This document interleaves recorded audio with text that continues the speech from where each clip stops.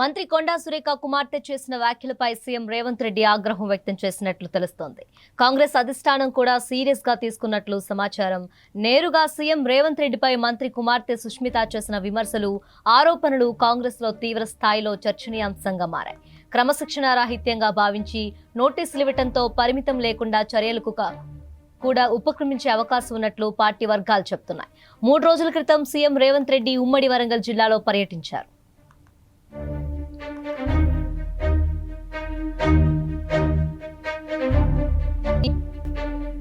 సమ్మక్క సారాలమ్మను దర్శించుకోవడంతో పాటు ములుగు పరకాలలో జరిగిన కార్యక్రమంలో పాల్గొన్నారు.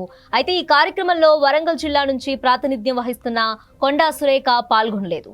సీఎం పర్యటనలో స్థానిక మంత్రి పాల్గొనకపోవటం చర్చనీయాంశమైంది. పరకాల ఎమ్మెల్యే రేవూరి ప్రకాష్ రెడ్డిని మంత్రి కొండా సురేఖ తీవ్ర స్థాయిలో వ్యతిరేకిస్తున్నారు. తమ వర్గీయులైన అనగదొక్కే ప్రయత్నం చేస్తున్నారని ఆరోపణలు చేశారు. మరోవైపు పరకాల బహిరంగ సభలో పాల్గొన్న సీఎం వచ్చే ఎన్నికల్లో రేవూరి ప్రకాష్ రెడ్డిని భారీ అత్యధికతతో గెలిపించాలని విజ్ఞప్తి చేశారు.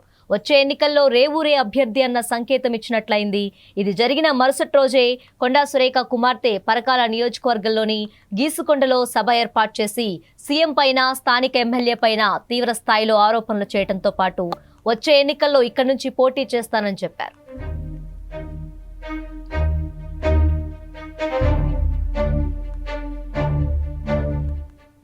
రేవంత్ పై తీవ్ర స్థాయిలో చేసిన వ్యాఖ్యలు రాజకీయ వర్గాల్లో చర్చనీయాంశంగా మారాయి. ఢిల్లీలో జరిగిన కాంగ్రెస్ వర్కింగ్ కమిటీ సమావేశంలో పాల్గొన్న సీఎం లండన్ పర్యటనకు బయలుదేరి వెళ్లారు.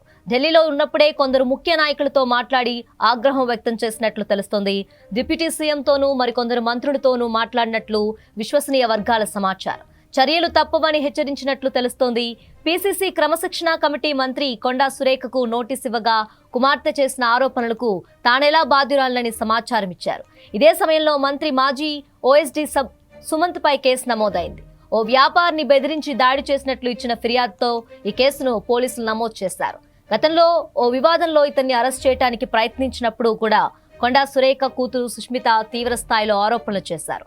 ఆ సమయంలో పార్టీలోని కొందరి జోక్యంతో పరిస్థితి సద్దుమణిగినా తాజా పరిణామాల్లో అలాంటి పరిస్థితి కనిపించడం లేదని పార్టీ వర్గాలు పేర్కొంటున్నాయి. మరోవైపు ఇలాంటి వ్యవహారాల్లో ఆచితూచి అడుగేయాలనే అభిప్రాయం కూడా పార్టీలో కొందరు వ్యక్తం చేస్తున్నట్లు తెలిసింది. మొత్తం మీద ఈ వ్యవహారం రానున్న రోజుల్లో మరిన్ని మలుపులు తిరిగే అవకాశం ఉన్నట్లు కనిపిస్తోంది.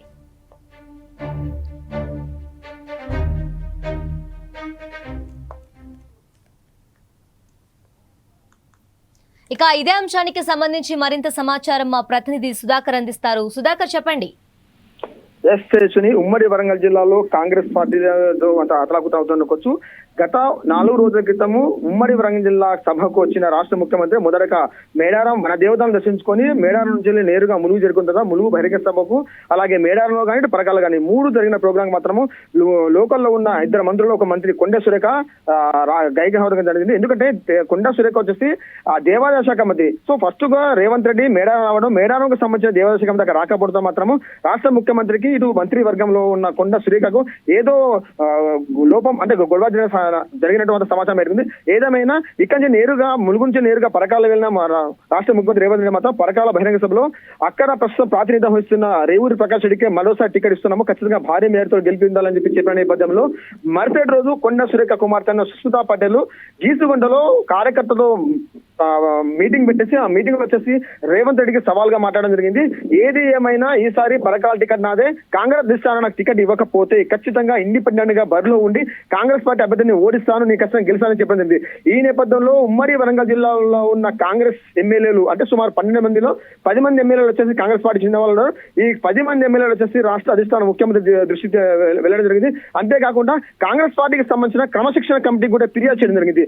రాష్ట్ర ముఖ్యమంత్రి మీద మంత్రి కొండా సురేఖ కుమార్తె సుష్మితా పటేల్ చేసిన ఘాటు వ్యాఖ్యలకు నిరసనగా ఖచ్చితంగా కొండా సురేఖను పార్టీ నుంచి మంత్రి పదవి నుంచి తొలగించాలని చెప్పి వీళ్ళు ఇప్పటికే క్రమశిక్షణ కమిటీ చెప్పడం జరిగింది.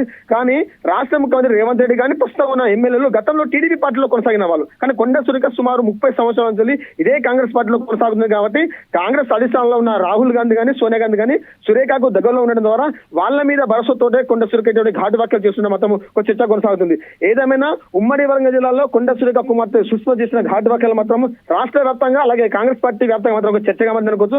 ఏదేమైనా ఇటు వరంగల్ జిల్లా కాకుండా అటు నల్గొండ జిల్లా చెందిన ఒక మంత్రి సైతం ఇదే రాష్ట్ర ముఖ్యమంత్రి రేవంత్ రెడ్డి మీద గత 2 రోజులుగా ఒక హాట్ వ్యాఖ్యలు చేయడం జరిగింది. ఏదైనా కాంగ్రెస్ పార్టీలో చూసుకుంటే మాత్రం ప్రస్తుతం కాంగ్రెస్ పార్టీ సమన్వయం లోపం లేకపోవడం ద్వారానే కాంగ్రెస్ పార్టీలో ఘర్షణ వాతావరణం నెలకొందనుకోవచ్చు. ఈ రోజు మాత్రము కాంగ్రెస్ పార్టీలో ఉన్న 40 మంది ఎమ్మెల్యేలు మధ్యాహ్నం 1:30 తర్వాత ఒక మీటింగ్ ఏర్పాటు చేస్తున్నారు.